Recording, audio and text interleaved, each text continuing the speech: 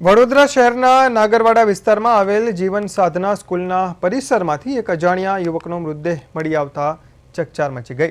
ખાનગી શાળાના પરિસરમાં આવેલા વોટર હાર્વેસ્ટિંગના કૂવામાંથી આ મૃતદેહ મળ્યો હતો। સતત વ્યસ્ત રહેતા વિસ્તારમાં આવી ઘટના બની છે, જેને લઈને સ્થાનિકો ચોંકી ઉઠ્યા હતા। સ્થાનિક લોકોએ તરત જ સમગ્ર મામલે પોલીસને જાણ કરતા પોલીસ અને ફાયર વિભાગના કર્મચારીઓ ઘટના સ્થળે આવી પહોંચ્યા હતા અને યુવકના મૃતદેહને બહાર કાઢવામાં આવ્યો હતો।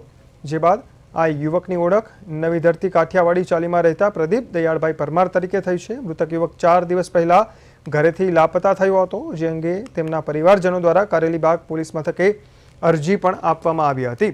પોલીસ દ્વારા મૃતદેહનો કબજો લઈ પોસ્ટમોર્ટમ અર્થે સયાજી હોસ્પિટલમાં ખસેડવામાં આવ્યો છે અને પોલીસે વધુ તપાસ હાથ ધરી છે। ધરતી ગોલવાડની અંદર જીવન ભારતી સ્કૂલના ગ્રાઉન્ડના અંદર એક કૂવો આવેલો છે। એમાં લાશ પડેલી એનો કોલ મળેલો હતો। અમે આવીને મારા સ્ટાફે BA સેટ પહેરીને બોડીને કૂવામાંથી બહાર કાઢી લીધી। કોણ આ વ્યક્તિ કોણ છે? એ અજાણ્યો વ્યક્તિ છે, અમને ખબર નથી કોણ છે। કેટલી ઉંમર હશે? 40